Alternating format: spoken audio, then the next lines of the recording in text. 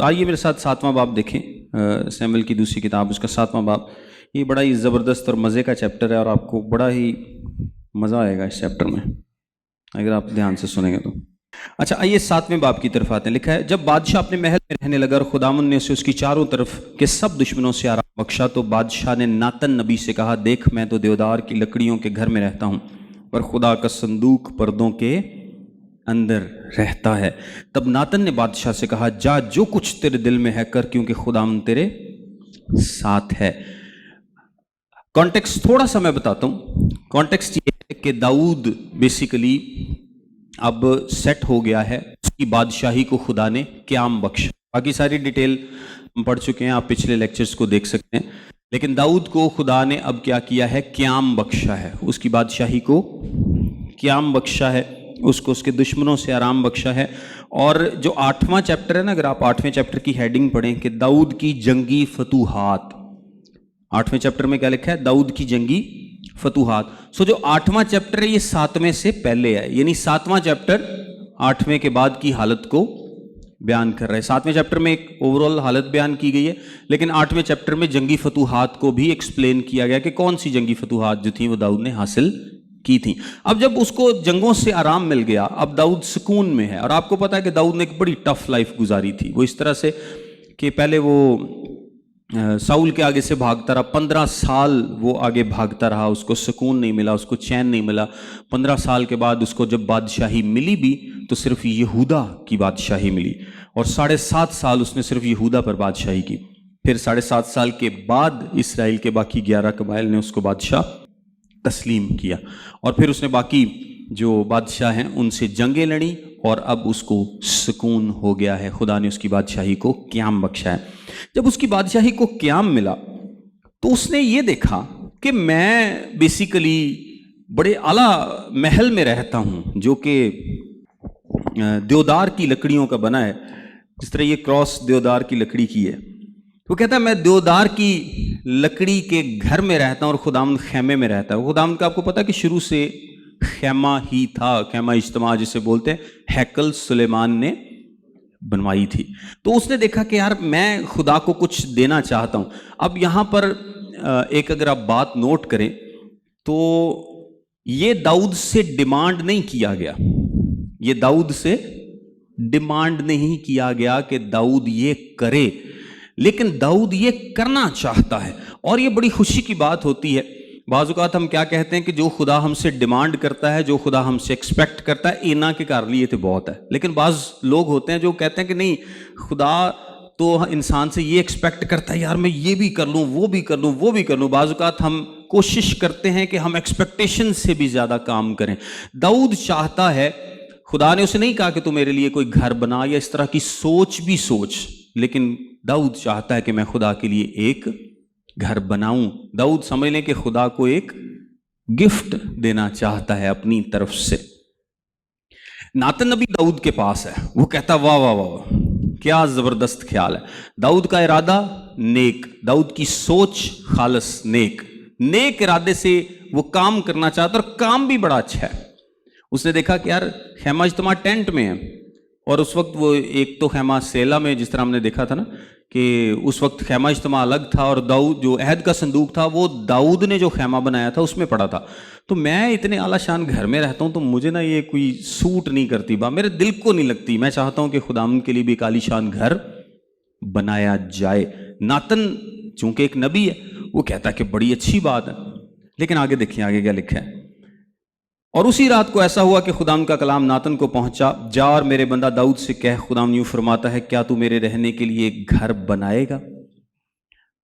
داؤد نو خدا نے منع کرتا ہے، داؤد کو خدا نے منع کر دیا کہ تو گھر نہیں بنائے گا. آگے ہم پڑھتے ہیں.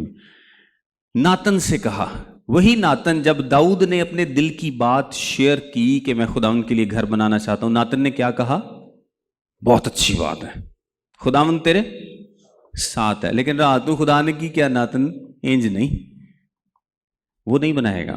اس کا مطلب یہ ہوا کہ آپ کی انٹینشنز جتنی مرضی اچھی ہوں، ضروری نہیں کہ وہ کام خدا کی مرضی کے مطابق ہو. خدا کی مرضی کا جاننا بہت ضروری ہوتا ہے. ہم آگے دیکھتے ہیں کہ کیوں خدا نے اس کو اجازت نہیں دی. لیکن آپ جتنی مرضی اچھی انٹینشن سے اچھا کام کرنا چاہیں، ضروری نہیں ہے کہ اس میں خدا کی مرضی شامل ہو.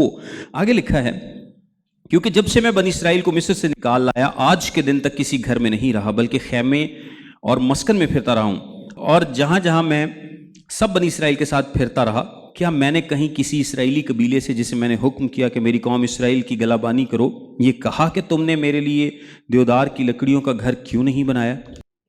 اب تو میرے بندے داؤد سے کہہ، رب الافواج یوں فرماتا ہے کہ میں نے تجھے بھیڑ سالہ سے جہاں تو بھیڑ بکریوں کے پیچھے پیچھے پھرتا تھا لیا، تاکہ تو میری قوم اسرائیل کا پیشوا ہو، اور میں جہاں جہاں تو گیا تیرے ساتھ رہا، اور تیرے سب دشمنوں کو تیرے سامنے سے کاٹ ڈالا ہے، اور میں دنیا کے بڑے بڑے لوگوں کے نام کی طرح تیرا نام بڑا کروں گا، اور میں اپنی قوم اسرائیل کے لیے ایک جگہ مقرر کروں گا اور وہاں ان کو جماؤں گا تاکہ وہ اپنی ہی جگہ بسیں اور پھر ہٹائے نہ جائیں، اور شرارت کے فرزند ان کو پھر دکھ نہیں دینے پائیں گے جیسے پہلے ہوتا تھا، اور جیسا اس دن سے ہوتا آیا ہے جب سے میں نے حکم دیا کہ میری قوم اسرائیل پر قاضی ہو، اور میں ایسا کروں گا کہ تجھ کو تیرے سب دشمنوں سے آرام ملے، ماں سوائے اس کے خداوند تجھ کو بتاتا ہے کہ خداوند تیرے گھر کو بنائے رکھے گا. خداوند کیا کرے گا؟ تیرے گھر کو بنائے رکھے گا. یہاں پر ایک بڑی خوبصورت بات اگر آپ نوٹ کریں، داؤد کیا کرنا چاہتا ہے؟ خداوند کے لیے گھر بنانا چاہتا ہے، خداوند کو ایک گفٹ دینا چاہتا ہے. خداوند نے اس کو منع تو کیا ہے، اس کی ریزنز بھی ہم دیکھتے ہیں، لیکن خداوند نے کیا کہا ہے؟ میں تیرے لیے گھر بناؤں گا، میں تیرے گھر کو قائم کروں گا. یعنی خدا کو وہ ایک گفٹ دینا چاہتا ہے، کچھ جو ڈیمانڈ نہیں کیا گیا اس سے بڑھ کے کچھ کرنا چاہتا ہے. خداوند نے بہت بڑھ کے اس کے لیے کیا ہے. داؤد نے کیا کیا ہے؟ داؤد نے کوئی کار بنا لیا نہیں، داؤد نے صرف نیت کی ہے. داؤد نے کیا کیا ہے؟ صرف نیت کی ہے. ایک بات میں آپ کو بتاتا چلوں، خداوند داؤد کو بتاتا ہے کہ میں نے تجھے بھیڑ سالہ سے لیا، تو بکریاں چراتا تھا، میں نے تجھے بادشاہ بنایا، اور اب دیکھ میں تیرے لیے کیا کرنے جا رہا ہوں، میں تیرے گھر کو قائم کروں گا. میں آپ کو بتا رہا تھا کہ داؤد نے بیسیکلی نیت کی تھی. جب آپ کوئی بھی کام خداوند کے لیے کرنے کی صرف نیت کر لیتے ہیں، آپ کو چاہے اس کام کی اجازت نہ ملے، لیکن خداوند کے نزدیک وہ ایسے ہی ہے جیسے وہ آپ نے کام کر دیا ہے. آمین. آپ خداوند کے لیے کچھ کرنا چاہتے ہیں، بعض اوقات خداوند کی طرف سے نہیں ہمیں اجازت ملتی کسی بھی کام کی، اور کلام میں یہ بہت جگہ پہ آپ کو ملے گا کہ کوئی کچھ کرنا چاہتا ہے. موسیٰ بنی اسرائیل کو آگے لے کے جانا چاہتا ہے، داؤد گھر بنانا چاہتا ہے، آپ کو اور بھی پولس کہیں پر جانا چاہتا ہے، خدا کا روح کہتا ہے کہ نہیں تو یہاں پر نہ جا. دیکھیں بہت ساری موقع ایسے خدمت میں آتے ہیں، زندگی میں آتے ہیں، جب آپ کسی کام کا ارادہ کرتے ہیں، آپ کا ارادہ نیک ہے، خالص ہے، جینون ہے، لیکن خدا کی مرضی نہیں ہوتی کہ آپ وہ کام کریں. لیکن اگر آپ کی نیت خالص تھی تو خدا کے حضور یہ ایسے ہی گنا جائے گا جیسے کہ وہ آپ نے کام کیا ہے، اور خدا ان کی طرف سے ویسی ہی برکت آپ کو ملے گی. داؤد نے نیت کی، اس کی نیت خدا ان کے حضور میں مقبول ہوئی. کسی وجہ سے خدا نے اس کو اجازت نہیں دی، لیکن نیت اس کی خدا ان کے حضور میں مقبول ہے، اور خدا نے اس کو کیا برکت دی. خدا نے کہا تو میرے لیے گھر بنانا چاہتا ہے. جو گھر داؤد بنانا چاہتا تھا وہ گھر تو آپ کو پتہ سدا نہیں رہے گا، کیونکہ وہ تو ایک بلڈنگ بنانا چاہتا تھا، لیکن جو گھر خدا نے داؤد کے لیے بنایا وہ سدا کا تھا. وہ کیا تھا؟ سدا کا تھا. لکھا ہے خداوند تیرے گھر کو بنائے رکھے گا، اور جب تیرے دن پورے ہو جائیں گے اور تو اپنے باپ دادا کے ساتھ سو جائے گا، تو میں تیرے بعد تیری نسل کو جو تیرے صلب سے ہوگی کھڑا کر کے اس کی سلطنت کو قائم کروں گا. وہی میرے نام کا ایک گھر بنائے گا، اور میں اس کی سلطنت کا تخت ہمیشہ کے لیے قائم کروں گا. کتنی زبردست برکت ہے. ایک خالص نیت داؤد نے کی اور وہ خدا کے حضور میں مقبول ہوتی ہے. خدا نے کہا تیری اولاد کا جو تخت ہے وہ ہمیشہ قائم رہے گا، اور میں اس کا باپ ہوں گا اور وہ میرا بیٹا ہوگا. اگر وہ خطا کرے اور اسے تو میں اسے آدمیوں کی لاٹھی اور بنی اسرائیل کے تازیانوں سے تنبیہ کروں گا. اچھا، یہ جو نبوت ہے اس کے دو ایسپیکٹس ہیں. ایک تو ہے کہ تیرے بعد تیری نسل جو تیرے صلب سے ہوگی اس کی سلطنت کو قائم کروں گا، وہی میرے نام کا گھر بنائے گا، اور میں اس کی سلطنت کا تخت ہمیشہ کے لیے قائم کروں گا. ایک اس کی شارٹ ٹرم فلفلمنٹ تھی، ایک لانگ ٹرم فلفلمنٹ ہے. یہ شارٹ اور لانگ ٹرم فلفلمنٹ کیا ہوتی ہے کہ بعض اوقات ایک نبوت کی جاتی ہے اور اس نبوت کا ایک اطلاق فوری ہوتا ہے یا کچھ عرصے کے بعد ہوتا ہے، اور ایک اطلاق ہمیشہ لمبے پیریڈ کے لیے ہوتا ہے. یہ جو پہلا اطلاق ہے یہ سلیمان پر ہے. گھر کو کون بنائے گا؟ سلیمان بنائے گا. لیکن اس کا جو لانگ ٹرم اطلاق ہے وہ کس پر ہے؟ یسوع مسیح پر ہے، کیونکہ اس کی نسل سے جو بادشاہ آئے گا اس کی سلطنت ہمیشہ تک قائم رہے گی. پر میری رحمت اس سے جدا نہ ہوگی، جیسے میں نے اسے ساؤل سے جدا کیا، جسے میں نے تیرے آگے سے دفع کیا، اور تیرا گھر اور تیری سلطنت سدا بنی رہے گی، تیرا تخت ہمیشہ کے لیے قائم کیا جائے گا. جیسی یہ سب باتیں اور یہ ساری رویا تھی، ویسا ہی ناتن نبی نے داؤد سے کہا. یہ جو میں نے بھی آپ کے سامنے ریفرنس پڑھا ہے، اس میں خدا نے داؤد کو منع کر دیا، لیکن اس کو ریزن نہیں بتایا. اچھا، پہلا تواریخ اس کے 22ویں باب کی 8ویں آیت میں لکھا ہے، لیکن خداوند کا کلام مجھے پہنچا کہ تو نے بہت خون ریزی کی ہے اور بڑی بڑی لڑائیاں لڑا ہے، سو تو میرے نام کے لیے گھر نہ بنانا، کیونکہ تو نے زمین پر میرے سامنے بہت خون بہایا ہے. دیکھ، تجھ سے ایک بیٹا پیدا ہوگا، وہ مرد صلح ہوگا، اور میں اسے چاروں طرف کے سب دشمنوں سے امن بخشوں گا، کیونکہ سلیمان اس کا نام ہوگا، اور میں اس کے ایام اسرائیل کو امن و امان بخشوں گا. وہی میرے نام کے لیے ایک گھر بنائے گا، وہ میرا بیٹا ہوگا، اور میں اس کا باپ ہوں گا، اور میں اسرائیل پر اس کی سلطنت کا تخت اب تک قائم رکھوں گا. اچھا، یہ دیکھیں، یہ جو ریزن ہے، یہ پتہ داؤد کو کب پتہ چلی؟ نہیں، یہ اوریا کے قتل کی وجہ سے نہیں ہے. ابھی تو اس نے کیا ہی نہیں، حالے تو نے قتل ہی نہیں کیتا. جدوں گل خدا نے کیتی انہوں کہ تو نہیں بنائے گا گھر میرے لیے، ابھی تو اس نے اوریا کا قتل نہیں کیا، ابھی تو آغاز ہے تقریباً بادشاہی کا، مطلب ابھی بہت آگے نہیں بڑھا. میں آپ کو بتاتا ہوں، یہ جو بات ریزن اس کو خدا نے بتائی ہے، یہ تقریباً داؤد کی زندگی کے اینڈ کے قریب جا کے بتائی. خدا نے اس سے پہلے کہا کہ تو میرے نام کا گھر نہیں بنائے گا، اور ریزن کب اس کو بتائی کہ کیوں نہیں بنائے گا؟ جب داؤد تقریباً اس کی بادشاہی کا آخر تھا. یہ پہلے تواریخ کے 22ویں باب میں اس کا ذکر ہے، ایک دو جگہ پر اور بھی. آپ سوچیں کہ اس کو ریزن نہیں پتا اور وہ اچھا کام کرنا چاہتا ہے، لیکن خدا نے کہا تو گھر نہیں بنائے گا. اس نے کیا کہا؟ آمین. کیا کہا؟ آمین. جس طرح خدا کی مرضی ہے وہ میری زندگی میں پوری ہو. انہیں کوئی خدا نال کوئی بحث نہیں کی تھی، نہیں خدا وجہ تے دس نہ آخر کیوں نہیں بنا سکتا کی وجہ ہے، کیوں میں آخر یہ کام نہیں کر سکتا؟ میں نے اتنی اچھی نیت کی ہے، اتنی اچھی نیت سے میں یہ کام کرنا چاہتا ہوں، تو کیوں میں گھر نہیں بنا سکتا؟ وہ پوچھ سکتا تھا، لیکن خدا نے اس کو نہیں بتایا. ہو سکتا ہے کہ وہ جواب سن کے پریشان ہو جاتا، کیونکہ اس کو تو فیوچر کا نہیں پتا کہ کیا ہوگا. اب داؤد نے جتنی بھی جنگیں لڑی تھیں وہ کیا کی تھی؟ داؤد نے بیسیکلی خداوند کے لیے لڑی تھی، کیونکہ اس نے بنی اسرائیل کی طرف سے جنگیں لڑی تھی. اس کی ذاتی جنگیں تو نہیں تھیں، جو خون ریزیاں اس نے کی ہیں یا جو جنگیں اس نے لڑی ہیں. ہتی اوریا کا تو چلیں ایک الگ معاملہ ہے، اس کی سزا بھی الگ ہی تھی. لیکن جو جنگیں داؤد لڑتا رہا یہ خدا کے لیے تھیں، یہ بنی اسرائیل کی طرف سے جنگیں لڑتی. پھر خدا نے کیوں اس کو کہا؟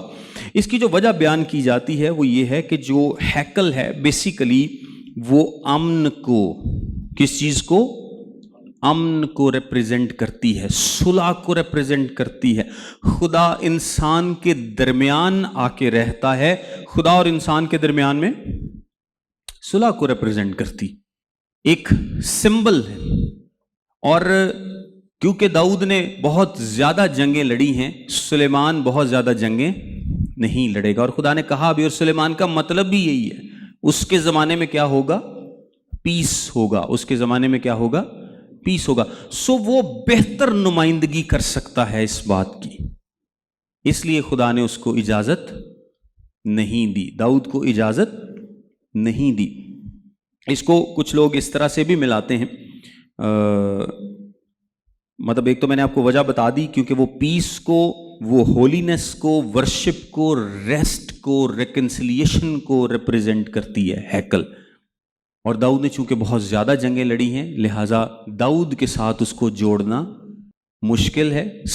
جو سلیمان ہے، کیونکہ وہ ایک پیسفل آدمی تھا، اس کا دور جو تھا ایک پیس کا دور تھا، ریسٹ کا دور تھا، سکون کا دور تھا، اس کے ساتھ اس کو جوڑنا جو ہے وہ زیادہ بہتر ہے. اور دوسرے نمبر پر کچھ لوگ اس کو یہ بھی کہتے ہیں کہ داؤد جو ہے اس نے کیونکہ بہت ساری فتوحات پائی ہیں اور یہ ظاہر کرتا ہے مسیح کی موت پر، گناہ پر، شیطان پر فتح کو، اور سلیمان کا جو دور ہے وہ پیس کا دور تھا، اور یہ یسوع مسیح کی سیکنڈ کمنگ کو ظاہر کرتا ہے، جب یسوع مسیح آ کر یہاں پر اپنی بادشاہی کو اسٹیبلش کرے گا، اس میں پیس ہوگا، اس میں صلح ہوگی۔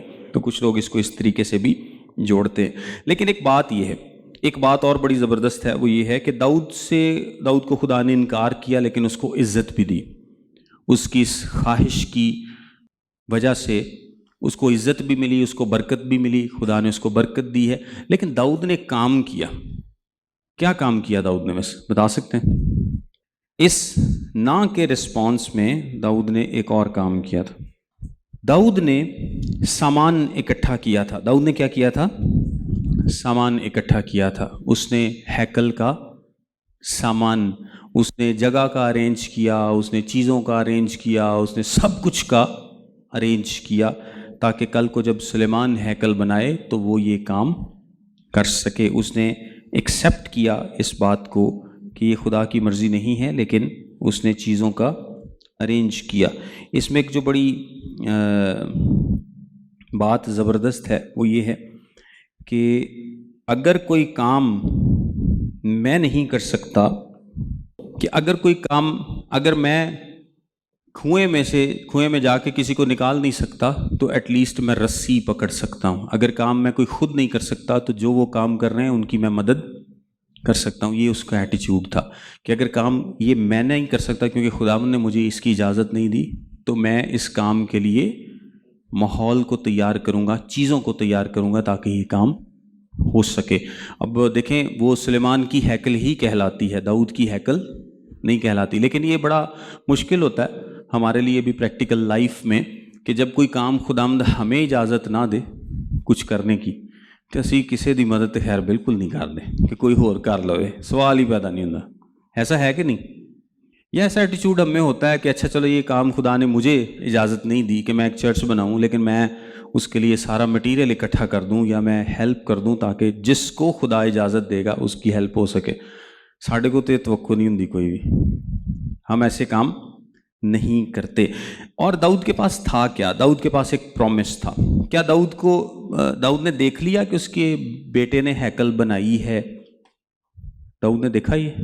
کیا اس نے ہیکل کو بنتے ہوئے دیکھا؟ نہیں دیکھا۔ کیا اس نے اپنے بیٹے کی بادشاہی کے قیام کو دیکھا؟ یا اس نے یہ دیکھا کہ ہمارا تخت جو ہے ہمیشہ کے لیے قائم کر دیا گیا داؤد کی نسل کا؟ کچھ بھی نہیں دیکھا۔ اس کے پاس کیا تھا؟ ایک وعدہ تھا۔ اس کے پاس کیا تھا؟ وعدہ تھا، اور وہ وعدے پر زندگی جی رہا تھا۔ جس طرح ابراہیم نے بھی کچھ نہیں دیکھا کہ میری نسل سے آسمان کے تاروں کی مانند نسلیں ہوں گی، اس کے پاس بھی کیا تھا؟ ایک وعدہ تھا، وہ بھی وعدے پہ جی رہا تھا۔ داؤد بھی کیا کر رہا ہے؟ وعدے پہ جی رہا ہے۔ یہ وعدہ پتہ کیسے ہوتا ہے؟ جس طرح آپ کے پاس اگر کرنسی نوٹ ہو کوئی تو اس پہ ایک لکھا ہوتا ہے کہ یہ حکومت پاکستان کی طرف سے جاری کیا گیا ہے۔ مطلب یہ ہے کہ کوئی بھی ایکسیپٹ نہیں کرے گا نا تو حکومت پاکستان اس نوٹ کی ویلیو کے برابر آپ کو سونا دے گی۔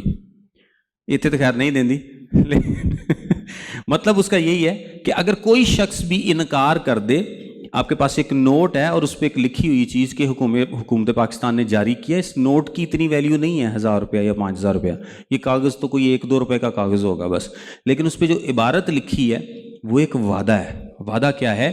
کہ اگر کوئی بھی آپ سے اس نوٹ کو لینے سے انکار کرے گا تو یہ حکومت پاکستان کی ذمہ داری ہے کہ وہ آپ کو اتنی ہی ویلیو کا سونا دے گی۔ سونے کی بیس پہ کرنسیز بنتی ہیں۔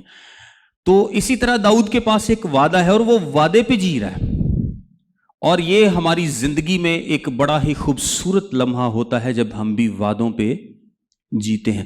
ہم ان کی فلفلمنٹ کو حقیقت جان کر زندگی میں جیتے ہیں، جیسے کہ خدا نے ان کو پورا کر دیا ہو، جیسا کہ خدا نے ان کو پورا کر دیا ہو۔ آگے لکھا ہے، تب داؤد بادشاہ اندر جا کر خداوند کے آگے بیٹھا اور کہنے لگا، مالک خداوند میں کون ہوں اور میرا گھرانہ کیا ہے کہ تو نے مجھے یہاں تک پہنچایا؟ تو بھی اے مالک خداوند، یہ تیری نظر میں چھوٹی بات تھی، کیونکہ تو نے اپنے بندے کے گھرانے کے حق میں بہت مدت تک کا ذکر کیا ہے، اور وہ بھی اے مالک خداوند آدمیوں کے طریقے پر۔